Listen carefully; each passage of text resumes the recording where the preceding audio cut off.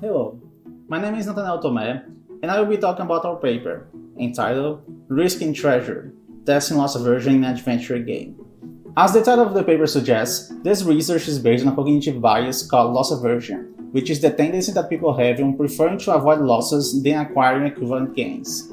And the reason for this is because, overall, losses are twice as impactful than gains. In other words, people feel way more miserable losing $100 than they feel happy when they win $100. Loss aversion is an intensively studied phenomenon regarding decision-making in many contexts, such as the stock market, law, health science, tech, and so on. However, there are barely any studies related to loss aversion and video games. Despite the popularization of game mechanics that can be linked to loss aversion, such as daily quests, there is no published empirical research proving that players are, in fact, as loss aversion in games as they are in other contexts. There are reasons to believe that loss aversion will be reduced in games, since, for example, currency in a game generally only has value inside the game, and the consequences of failure in a game are small in comparison to failing doing similar activities in the physical world.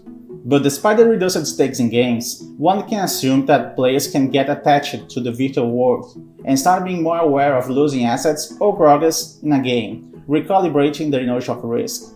This is especially true when people invest a considerable amount of time interacting with digital assets, giving them a high subjective value. This lack of knowledge can negatively affect the work of game designers when balancing their games and building interesting play choices and dilemmas. For example, they can envision a game where players have to play aggressively to have the most fun, but if players are loss aversive, and their rewards for playing fast do not outweigh punishment for failure, it can create a very different experience than they originally envisioned. For the previous reasons and to better understand loss aversion in games, we built a custom 2D Zelda-like adventure game in Unity called Smudge Venture.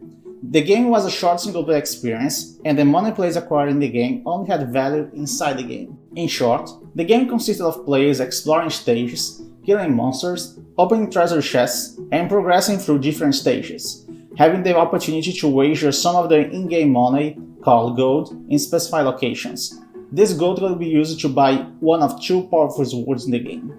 Our main goal for this study was to understand if and when loss aversion occurs in games, by analyzing wager behavior during the game, taking into consideration variables such as the amount of wager, demographic factors such as gender and age, and participants' perceived satisfaction with their progress. We also collected qualitative data regarding participants' attachment to gold, the in-game currency in the game, to be able to better understand why players valued or not their in-game money. At the end of each stage, players could choose if they wanted to wager part of the gold they earned during the game. As you can see from the picture, players were informed that they had a 50% chance of winning or losing gold by engaging in those wagers. The wagers were divided by ratios, and were categorized as favorable and unfavorable wagers. Wagers people could lose more gold than they could win were unfavorable, while wagers where people could win more gold than they could lose were considered favorable. Also, each unfavorable wager formed a pair with a favorable wager when analyzed the data, which we call equivalent wagers. Equivalent wagers are pairs of bets that are an equal distance from the win-loss ratio of 1, for example, 0.25 and 4. If the difference of refusing an unfavorable wager was significantly larger than accepting a favorable wager, that would signify that people were biased towards avoiding losses. As for the main results, we found evidence that players were loss averse in a game.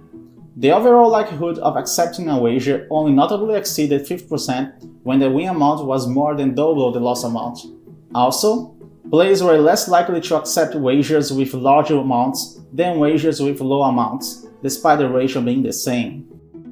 Further, we could not find a significant difference of gender, but Recalcitrant analysis for each gender individually showed that overall men were more loss averse than women in 3 of the 4 pairs of equivalent wagers analyzed. Other demographic variables analyzed such as age, player type, and gambling propensity didn't show any significant difference as well. We also found that satisfaction decreased more when players lost a wager than decreased after win, with participants being twice as satisfied with their progress after losing. These results highlight the challenge of designing and balancing punishment in gameplay systems.